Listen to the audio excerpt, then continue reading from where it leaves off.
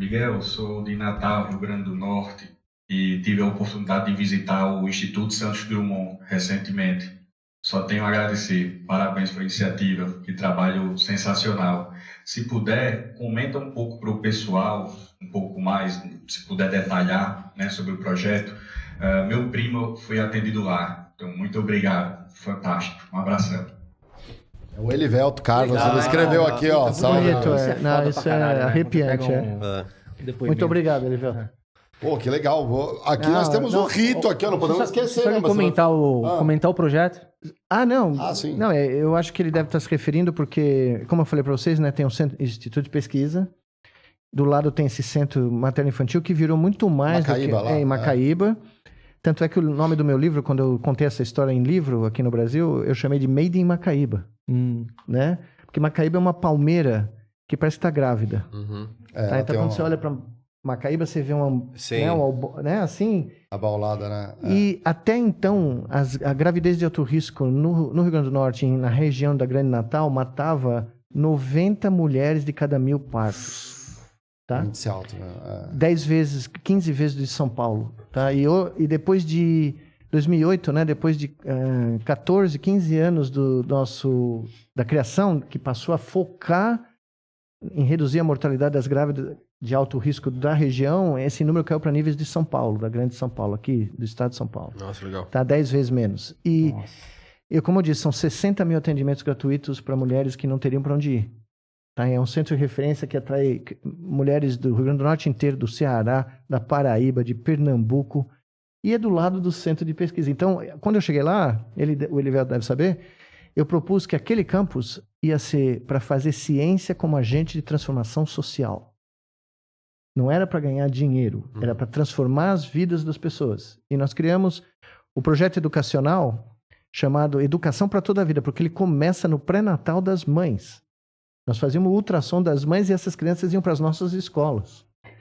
Então, por 10 anos, nós tínhamos nos Estados Unidos você chama o book da escola, né? O yearbook da criançada. O nosso yearbook começava com a foto do ultrassom dos nossos estudantes, tá? Legal. E essas crianças, elas tinham um uniforme que elas desenharam. E era uma criança do Rio Grande do Norte de sandália, com shorts, né? Para ir andando pelo mundo. Porque a visão que nós demos para eles é que eles eram descendentes dos tapuias, dos potiguares, principalmente dos tapuias daquela região, que era o Império Tapuia, a capital era em Macaíba. O imperador Canindé vivia em Macaíba. E os tapuias resistiram a todos os colonizadores europeus. Eles foram dizimados, mas eles nunca se renderam. Os portugueses, espanhóis, franceses, holandeses, eles mataram todo mundo.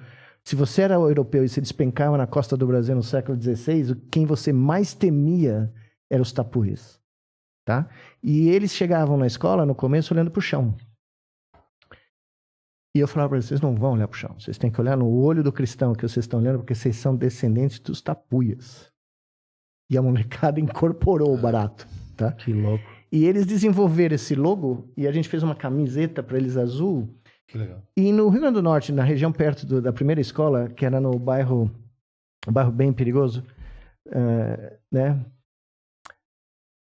A faixa de pedestre era alvo para atropelo, entendeu? O cara entrava na faixa, o cara acelerava para acertar. Só que a partir... isso é brincadeira, é modo de dizer, né? Ninguém respeitava a faixa de pedestre, né? E nós estávamos num bairro do lado de Felipe Camarão, que é uma zona bem perigosa da cidade de Natal, e o bairro chamava Jardim Esperança. E nós começamos a ensinar as crianças a pôr a mão na rua para os carros pararem, para elas atravessarem a rua. Nós começamos a fazer como se faz em Brasília, né? Que a criançada para o tráfico. As nossas crianças começaram a ser tratadas como a elite da cidade, entendeu? Então, elas paravam na rua, os carros paravam. Porque elas iam atravessar. E elas tinham prioridade. Ou seja, o ato dela de olhar no olho das pessoas fez com que as pessoas passassem a respeitá-las, entendeu? Isso foi uma revolução. Foi um negócio de você testemunhar. Desculpa a emoção, mas é... Cada vez que eu lembro disso, é um negócio...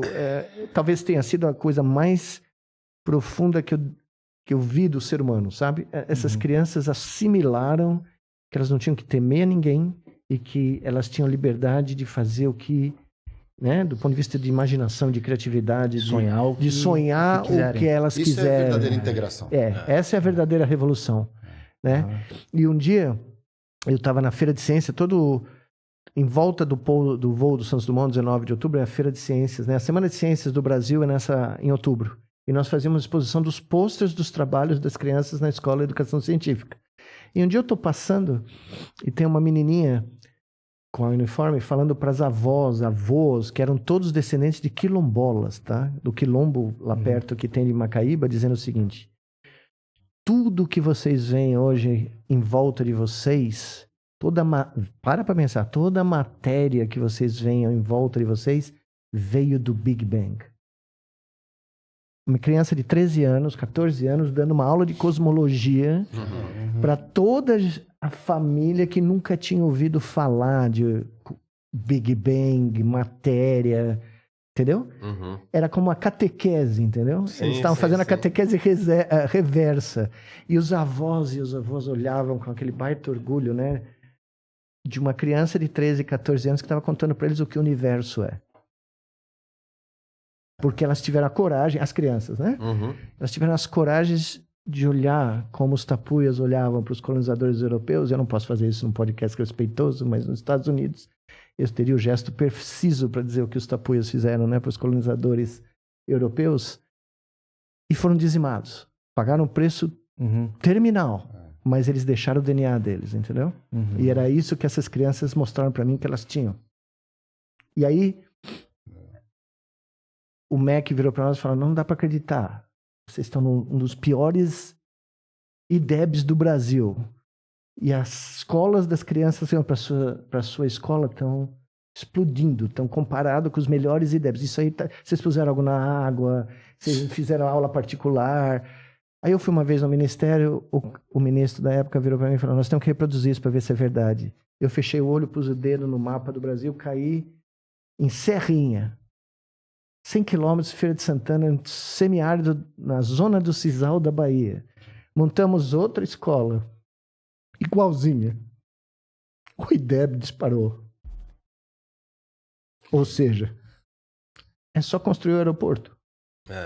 Santos Dumont tá cheio, tá em todo canto, entendeu? E se você empodera essas crianças, é o discurso do JFK, tá? Guardadas as proporções. Se você diz para elas que elas podem fazer o que elas quiserem da vida, elas vão ser astrofísicas, geólogas, paleontólogas. Elas iriam mudar o Brasil. Se a gente tivesse isso pelo Brasil inteiro, desde o comecinho, se você chegasse para ela: olha, filho, depende da tua imaginação, entendeu? É isso. Então, obrigado pela pergunta, porque me permitiu relatar isso daí.